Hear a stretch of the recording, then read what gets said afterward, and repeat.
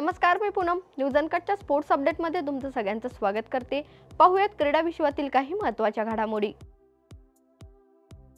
आयपीएलच्या 18व्या मोसमातील 31व्या सामन्यात आज पंजाब किंग्स विरुद्ध गतविजेते कोलकाता नाईट रायडर्स यांच्यात लढत होणार आहे. हा सामना महाराजा यादवेंद्र सिंग आंतरराष्ट्रीय क्रिकेट स्टेडियम मुल्लानपूर येथे होणार आहे. या सामन्यानिमित्ताने मुंबईसाठी एकत्र फर्स्ट क्लास क्रिकेट खेळणारे दोन सहकारी खेळाडू आमने सामने असणार आहेत. अजिंक्य रहाणे केकेआरचं नेतृत्व करणारे तर श्रेयस अय्यरकडे पंजाबच्या कर्णधार पदाची धुरा आहे. त्यामुळे कर्णधार म्हणून कोण यशस्वी ठरणार याकडे क्रिकेट चाहत्यांचं लक्ष असणार आहे. आयपीएल 2025 स्पर्धेत चेन्नई सुपर किंग्सचा कर्णधार ऋतुराज गायकवाडला दुखापत झाल्यानं संपूर्ण स्पर्धेतून तो बाहेर पडलाय. त्यामुळे त्याची जागा कोण घेणार याची उत्सुकता होती. अखेर ऋतुराज गायकवाडची रिप्लेसमेंट मिळाली आहे. 17 वर्षीय आयुष म्हात्रेला त्याच्या जागी संघात घेतलाय. आयुषने या पर्वाच्या मध्यात चेन्नई सुपर किंग्ससाठी चाचणी दिली होती.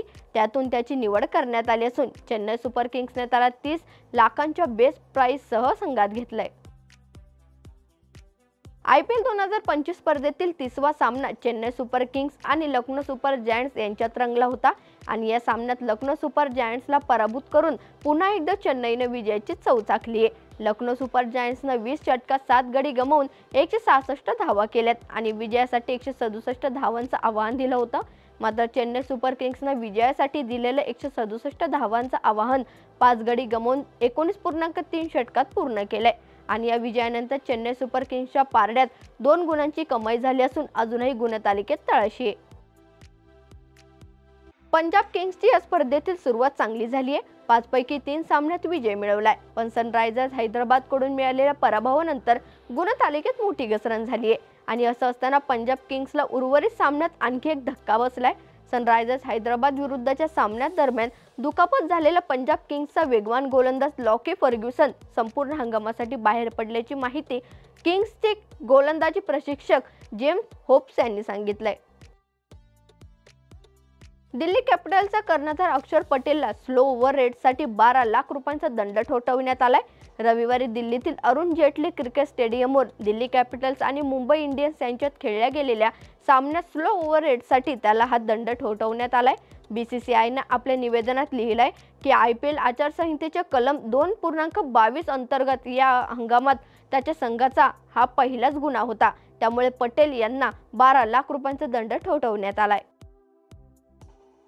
साहिबजादा फरहानचे विक्रमी शतक आणि उत्कृष्ट गोलंदाजीच्या कामगिरीमुळे इस्लामाबाद युनायटेड पीएसएल 2025च्या 5व्या सामन्यात पेशावर झल्मीचा 102 धावांनी पराभव केलाय. रावळपिंडी येथे खेळल्या गेलेल्या सामन्यात इस्लामाबाद युनायटेडने प्रथम फलंदाजी करत निर्धारित 20 षटकात 5 गडी गमावून 243 धावा केल्यात. प्रत्युत्तरात झल्मीचा संघ 18.2 षटकात 141 धावांवर आटोपलाय. मात्र साहिबजादा फरहानला त्याच्या शानदार खेळीसाठी सामनावीर म्हणून घोषित करण्यात आले.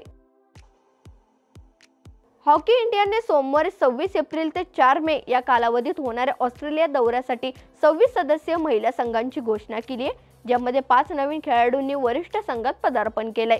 या दौऱ्यात भारत एकूण 5 सामने खेळणार आहे, तर पहिल्या 2 सामन्यांमध्ये ऑस्ट्रेलिया अ संघाचा सामना करावा लागणार आहे. त्यानंतर महिला संघ वरिष्ठ ऑस्ट्रेलियन संघाविरुद्ध 3 सामने खेळवण्यात येणार आहेत.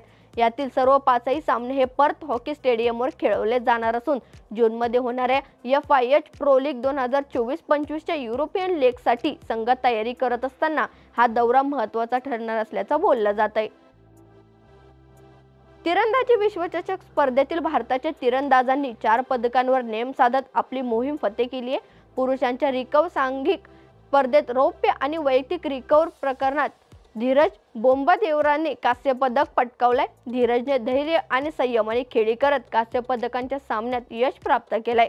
त्याने 2-4 ने पिछाडीवर असताना पुनरागमन करत स्पेनच्या आंद्रेस टॅमिनो मेडियलवर 6-4 ने मात केली आहे. भारताच्या कंपाऊंड मिश्र संघाने सुवर्ण पदक जिंकलं होतं, तर कंपाऊंड पुरुष संघाने कांस्य पदक पटकावलंय.